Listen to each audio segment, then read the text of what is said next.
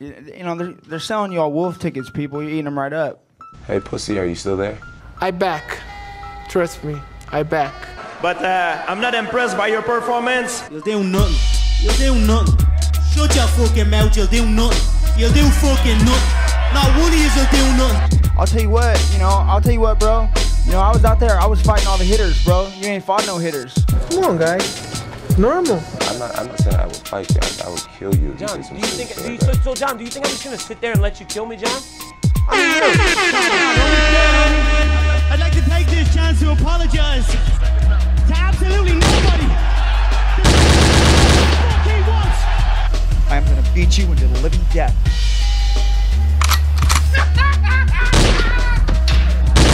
That's a job, but where I come from, you know, people like that get slapped. That's fucking illegal. Nick Diaz, you just shook up the world. How's that feel?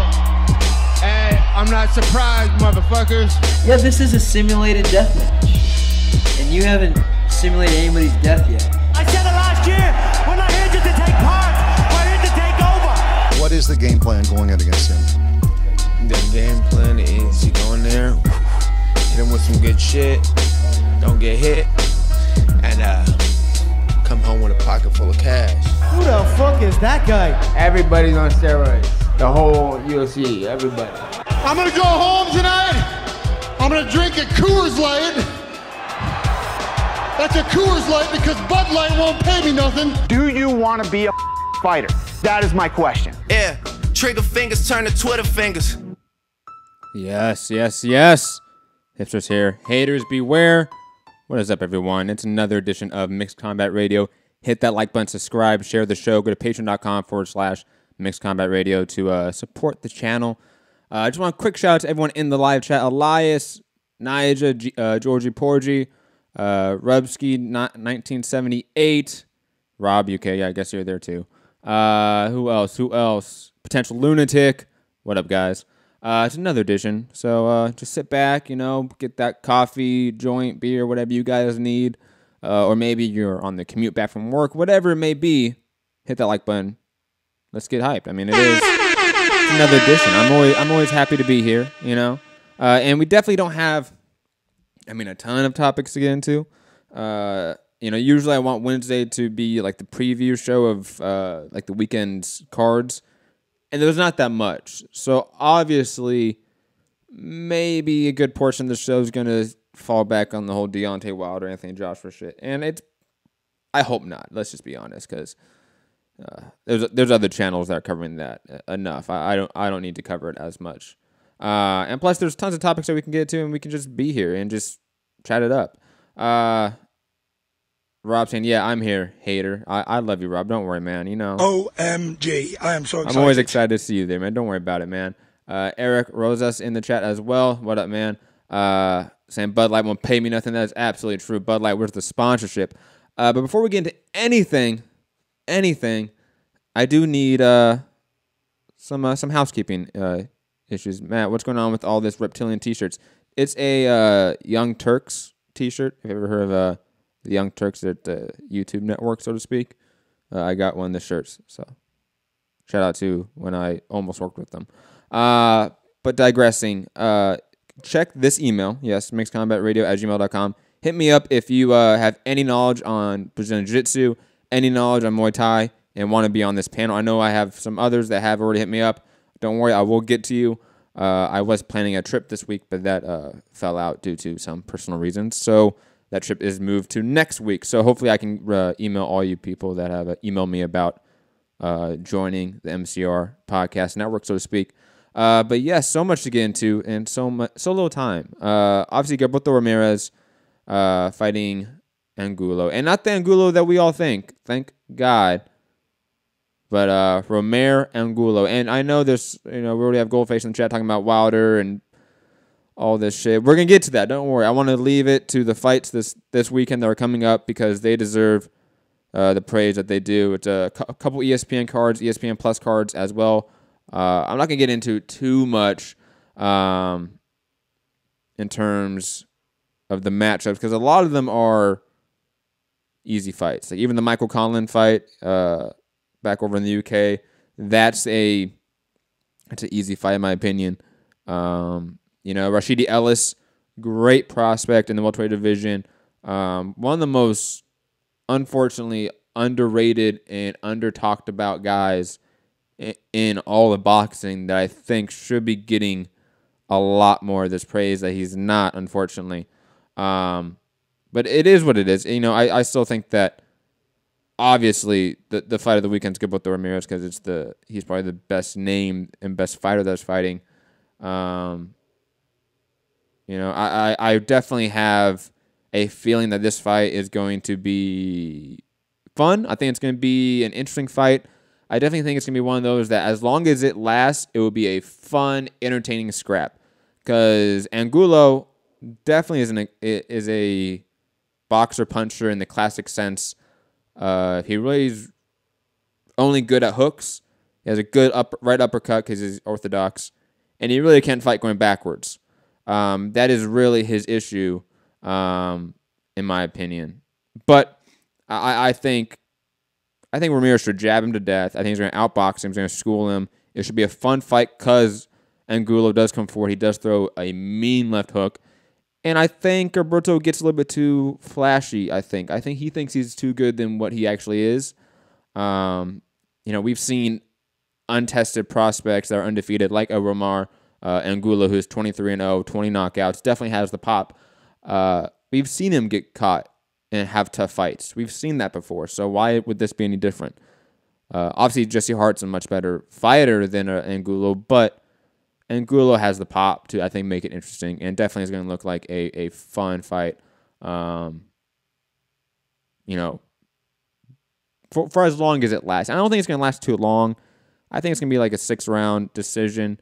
A 6-round TKO, and that's probably going to be as long as it goes. I don't think it lasts to the later rounds. Definitely not to the championship rounds. I mean, Angulo is not that good. Definitely has nothing in terms of defense and cannot fight going backwards at all. And I think Ramirez should, again, style on him and potentially, knock him out clean. I've seen Angulo get hit with some shots that look suspect. So, but yeah, that's basically it. Rashidi Ellis should pick up a good win. I think his fight is on ESPN, regular ESPN, not ESPN Plus. Michael Conlan on ESPN Plus. But yeah, nothing too great. Again, no great fights to really talk about this weekend.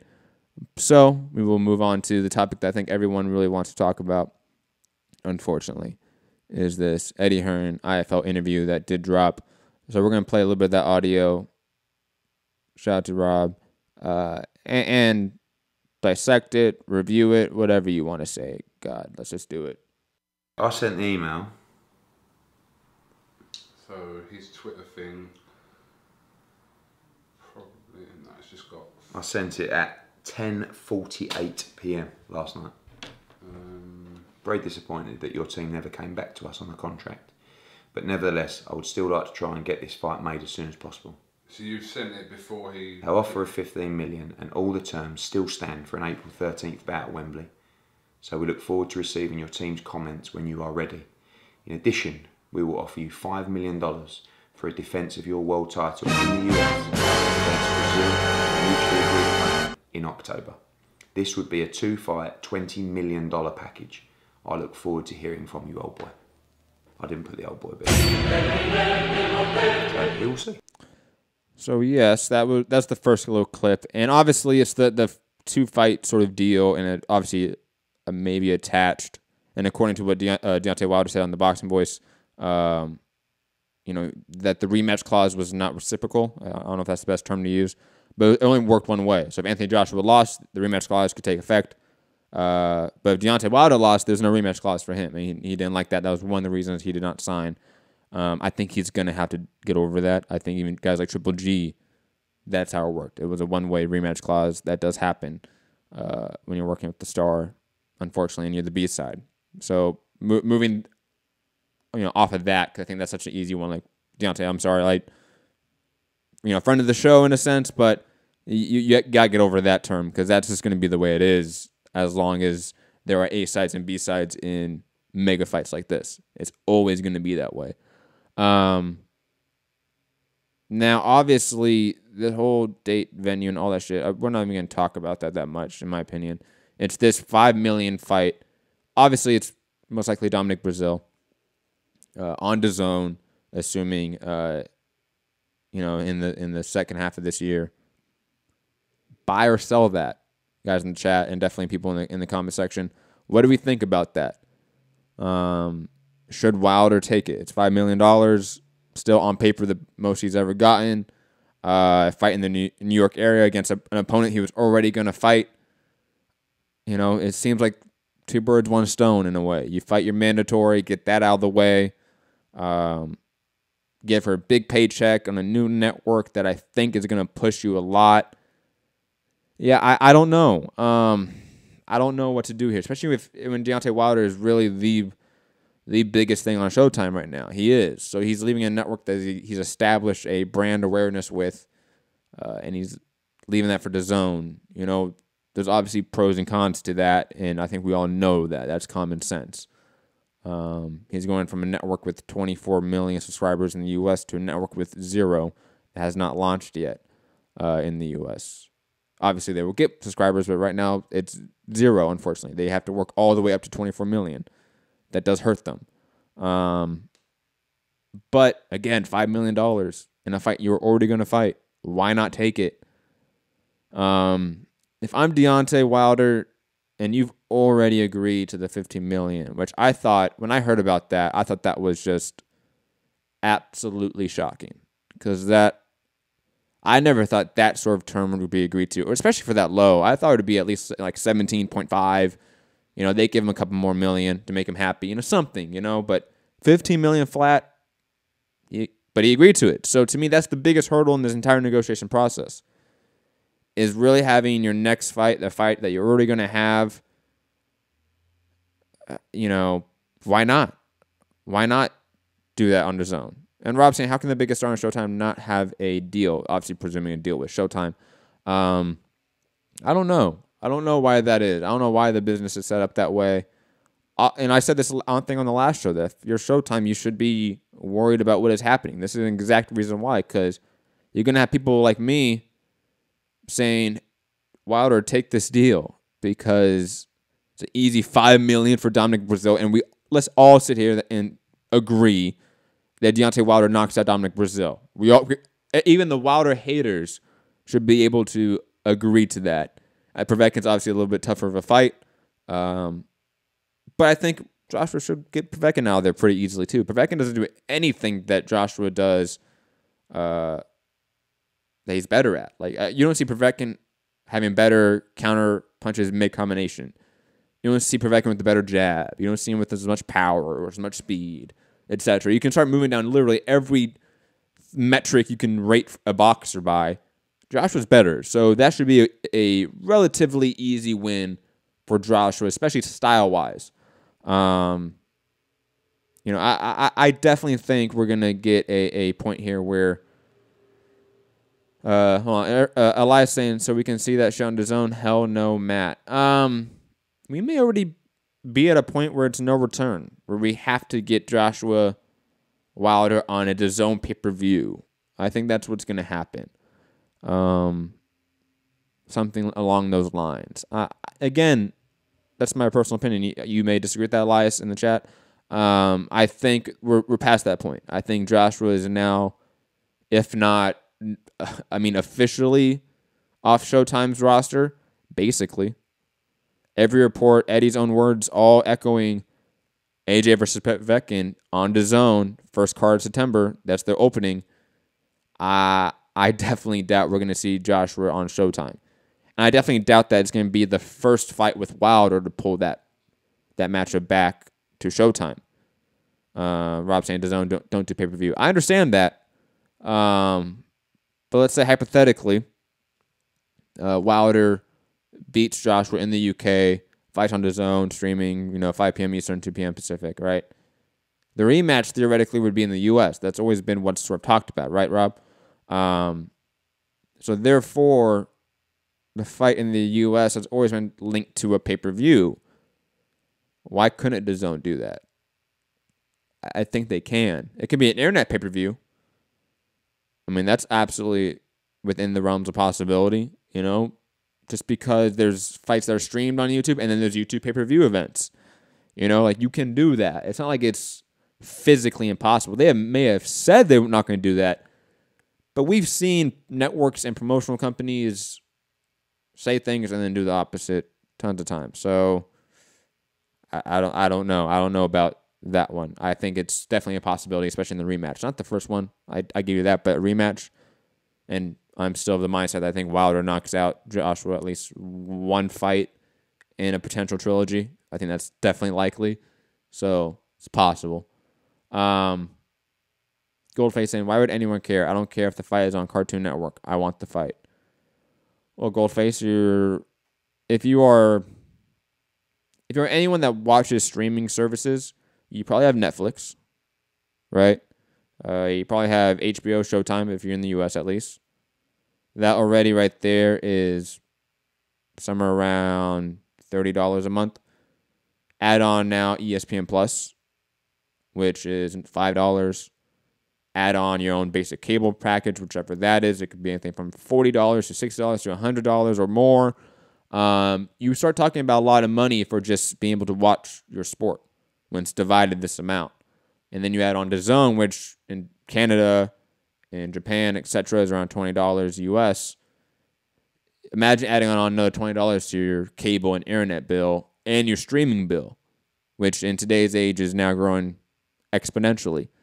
Yeah, I think the consumer starts deciding what they're going to cut out of their fucking budget per month.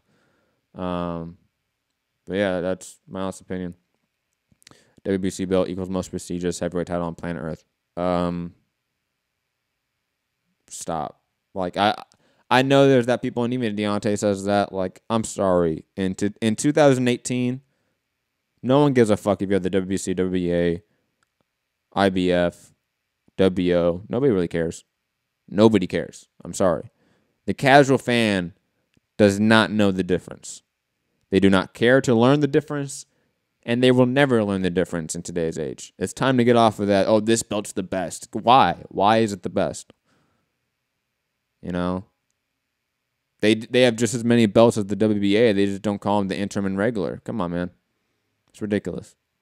You should never glorify a sanctioning body, a promotional company, a promoter, etc., because they are valuable and their inherent job or their inherent nature by the way the system is built is to basically, in effect, rip off the consumer. So, come on, fam. You got to be smarter than that. You can't glorify one sanctioned body over the other. You got to treat them all the same and criticize them all the same because they all deserve some criticism and they all need to be fixed and reformed. That's just a basic fact. But yeah, digressing. Let me play one more clip and then we're going to get off this whole shit. Well, this was when that came through, funnily enough, Monday morning. And when I got the stuff from the WBA, I went back to him, I think it was yesterday morning or yesterday afternoon, and said, Dear Shelley, thanks for the email. I've no idea why you need another 5 days to review the contract, nearly 2 weeks in total, but regardless, I'm sure you have seen the media release and the letter from the WBA, your time is now up. Clearly you're not ready to commit to this fight, so Anthony has decided to proceed with the mandatory Alexander Povetkin and continue our dialogue to make Joshua Wilder. This is good news. Well, the good news is we have spoken to Wembley. We now have a confirmed date of April the 13th. Please feel free to insert the date into the contract. We look forward to receiving your comments on Friday or soonest, and hopefully... Yeah, basically it. And Georgia Porter is saying, comprehend that nobody cares about Wilder. Numbers overwhelmingly prove that. Numbers overwhelmingly prove the opposite. Talking about a guy that does double the numbers of Earl Spence. You know, double the numbers of Danny Garcia on a consistent basis.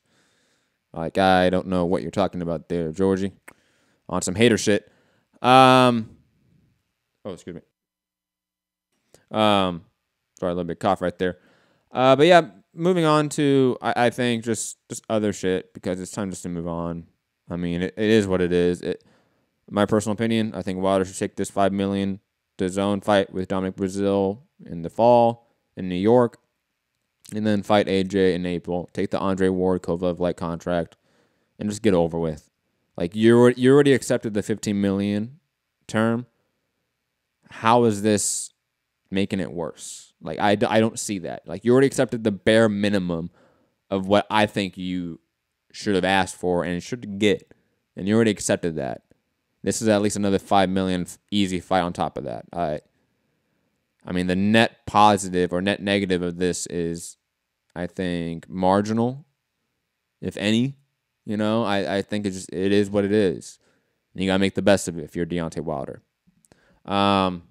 Moving over to some more news by the IFL interview. I'm not going to actually play that part, but Eddie Hearn stating that he has applied to the WBO for them to make Dylan White versus Joseph Parker a final eliminator to produce one of Anthony Joshua's next mandatories. Yes. I mean, that makes sense. I understand why that's going to be, and that's why it's probably going to be made a mandatory. I really hope, and I know that narrative's out there, that I hope that Eddie Hearn does not use this mandatory again as the same storyline with Povetkin and further prolong the Wilder fight. But getting off of that, I think it makes absolute sense to make these two guys for a mandatory position. Why not? I think Dylan White has definitely earned that shot. And Joseph Parker didn't look didn't look good or bad in his defeat against Anthony Joshua. Just didn't look like he was that guy. Let's see if White is better than a guy like Parker. I definitely like the fight. So, it is what it is. I hope that shit does not happen. But speaking of more heavyweight news, Brian Jennings versus Alexander Dimitriko for the WBO International Heavyweight title, whichever the fuck that means. And Jesse Hart also on the card versus Gvozdyk. I mean, it is what it is. I mean, Top Rank has been putting on these types of events like they have one this weekend with Gilberto Ramirez. Like, it is what it is. I think this is a better fight than Joy DeWalco, but I mean, come on, Jennings. Like, Dimitriko does nothing for Jennings at all. It's just another name, a guy that's been around the block a lot. I mean, it is what it is. But just want to make note, on ESPN, August 18th, always want to bring you at least all the pertinent news of the day, all the important shit.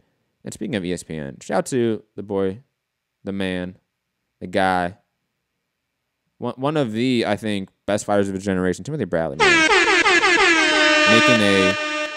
Making a great transition to his media career. Inks a multi-year contract extension with ESPN. I think he absolutely deserves it. He's one of the best guys on that telecast team. I really don't like Tessitore. I think Tessitore is fine, but I think he is forgettable. But yeah, I think Timothy Bradley has done wonders there. I think he will continue to do a good job in that role as being sort of the new Roy Jones in a sense for ESPN. I definitely think he's like of that ilk where he's able to translate what is happening pretty well. Obviously, I don't think he always gets the right stuff, and maybe he gets stuck on certain aspects in a fight and sort of fixates on that and talks about that ad nauseum. But I mean, so is Roy Jones. Roy Jones does that, and I think there's times where it definitely pays off, and there's times where it doesn't. But yeah, shout out to Timothy Bradley, man. He's awesome. I mean, I always loved watching his fights. One of the few fight cards I actually went to as a fan was a Timothy Bradley fight. So just shout out to him, man. Always doing good things. And obviously, Hall of Fame status, basically. Hall of Fame level. But shout out to the Contender as well. Having their new season on Epics, which no one fucking cares about. Johnny in the chat. What's up, Johnny? Ferocious Moreno. What up? How you guys doing? Man, you guys are still arguing about Wilder and AJ. Oof. Man. Keep going, guys. Prodigy, what up, guys? Prodigy saying, I got breaking MMA news, but I'll wait till MMA portion to announce it. I mean, we're almost there, too. Yeah, we're almost there. But shout out to Ivan Heatroff and who else? Who was it again? Shea Mosley Jr., that's right. And Daniel Valdivia. I think those are all really good names to have on this new sort of reboot series of the Contender. So just shout out to these guys for sort of getting that exposure. They deserve it, especially Heatrough, man. He's ever since that Manuel Alim loss, man, no one has talked about him, unfortunately. So it's good to see him back. Good to see him get some attention because I always thought he had some style, had some class, and could really go somewhere. But obviously that loss just did nothing.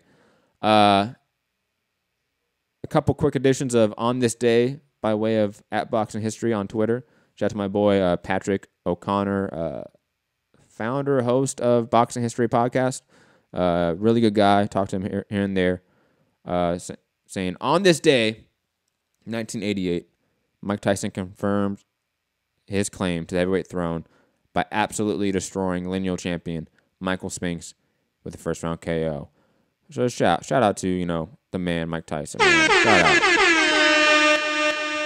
Boom. Damn. Done. And also, another piece of heavyweight news. On this day in 1914, Jack Johnson defended the heavyweight title with a 20-round points verdict over Frank Moran, yet another white hope in Paris. #boxing, #history. So go check out his account. Always a great account to watch. Not really breaking news, I know, but always just good, tidbits of information, Always good, when you see, an On This Day, to go back and, sort of research that and be like, oh, what really happened on that time. Goldface, as we're actually transitioning to MMA, so Part of J, you can definitely tell me what that breaking news is, saying DAZN didn't sign the UFC, only Bellator. Actually, DAZN has the UFC rights in Japan, so you are, technically not 100% true on that. It's okay, man. It's okay, Goldface. It's okay, man. Yeah, Project. I'm waiting for this big news, man. What the hell? But moving on, as we break down two events that happened this past week or within this week already. EBI 16 was a fantastic tournament. Mosquito versus what's her name? Brasilio. Phenomenal final after a single day tournament. Definitely want to say shout out to Moscato because she just tore through everyone, man. It was a rematch of a Abu Dhabi championship as well, so just phenomenal. 4-second armbar in overtime.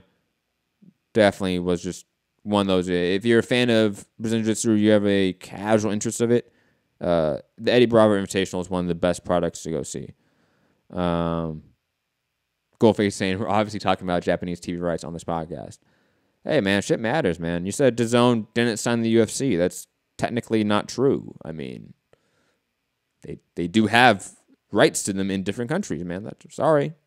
It's okay, man. Again, I'm not saying you're 100% wrong here, but you're technically wrong. It's okay, man. But anyways, people in the chat were breaking the news of today, which I haven't gotten to, but Johnny Hendricks, former UFC welterweight champion, retiring. Good for him, man. He was struggling in the second half of his career, man. The Georges St. Pierre and Robbie Lawler fights just took it all out of him. You can just tell. He was never in shape out of camp. It was just, he wasn't dedicated. Hard work, dedication. He just didn't have that, unfortunately. Still one of those guys where interesting, legacy. What in 10, 15 years, 20 years from now, what would we say about Johnny Hendricks? It felt like Robbie Lawler stole all of that legacy. Just being honest. I feel like we're going to talk about Robbie Lawler for 100 years, but a Johnny Hendricks will be a footnote in guys' career. I don't know. I really, it's one of those interesting things where he has such a unique career and path. And obviously what happened after he lost the title and just the downward spiral he has. How much do we count that against him? It's one of those things where it is fascinating to see what will be made of it going forward. Yeah, shout out to Johnny Hendricks, man. Always put on fun fights at least. And that knockout of John Fitch that catapulted him into the position he was for the rest of his career, that is still one of the most shocking knockouts I had ever seen live. Like, it was insane. So, shout out to Johnny Hendricks, man. Just salute to him. I'll play this for him because he's leaving. But also, you know, because salute. Like, you also have to say salute. Like, he also did his shit, you know. Also, a card that happened yesterday or last night, Dana White's Contender Series 11. Antonia Shevchenko, obviously the sister to Valentina Shevchenko, got her UFC contract. So salute to her. What was it? The Harris. Hold on, let me find it. I'm sorry, guys. The Julian Erosa Jamal Emmers fight. Wow. Go watch that if you can. Or find it on YouTube, you know, shout, you know, just saying. We don't support piracy here, but just saying, find it on YouTube. And Fighter IQ, go check out his channel. That's Ron the Mastermind over at TBV. Just saying, T. Edwards. Yeah, I mean, talk about a 1-2 punch, man. Damn. A lot of good finishes. Shout out to that also, that Muay Thai clinch that was displayed in the main event from Shevchenko. Amazing. But easily just a fun night of events. I mean, or fights, I should say. Like, all those fights were fun. All those fights were good matchups, so to speak. Produce exciting results. You know, even the spinning back fist knockout, but I forget what his name is. But, I mean, for an event that is a bunch of nobodies usually, they usually match them up pretty well to put on at least exciting fights for us, the fans. So go check that out if you haven't. And again, Shevchenko in the flyweight division, definitely going to be someone to watch. She is definitely just as good as her sister and probably needs a little more time, obviously, to get refined. But she's just as good as Valentina Shevchenko. And I think she does a little bit more than her as well. But just salute to the women. In the past couple of weeks, too, like we've had Shevchenko, the Shields, Hammer, doubleheader. EBI 16 was all women. Shout out to the women, man. They've been putting in that work, man. Shout out to them. I am Curtis saying International Fight Week in Vegas. Anybody going? I am not. But definitely going to be an interesting weekend to say the least. Eric Rose is saying Tavares will be at Asanya. That will obviously be previewed next Wednesday on the preview show. And definitely going to be one of those that I cannot wait to really delve into the film tape and see what Adesanya can counter with Tavares' overall package and what he can bring to the table. Definitely going to be a fun matchup. And obviously the next UFC pay-per-view is stacked, so can't wait to get into that one as well and break that one down for you next week, Wednesday. But yes, I think that's it, ladies and gentlemen. Hit that piano. I love it. But hit that like button as well. Subscribe to the show. Go to patreon.com/mixedcombatradio to support this channel. Remember to email me here if you want to be a part of this. Yes. Taking on all comers. You need a little bit in terms of experience. Let's be completely honest. You don't need that much. I did not have that much when I joined TBV, and look where I'm at. So definitely can join up if you just have a passion for the sport. Hit me up again at this email. Best way to contact me. Shout out to Eric Rosas, Fighter IQ. Shout out to Ron, Goldface, good shit. Always love a debate. I am Curtis, Real Nija. Always love for you, Nija. Always the best. Rob in the UK. Shout out to TBV. The fam is strong. Prodigy. Who else? There's a bunch of people. Potential Lunatic was here. Rabinski, Johnny, Santiago. I saw you, Santiago. I saw you. Voracious Moreno. I want to say shout out to all of you people because you guys are amazing. Love you. Peace. Have a good day. Be back tomorrow, regular time, 3 p.m. Eastern, 12 p.m. Pacific. Subscribe.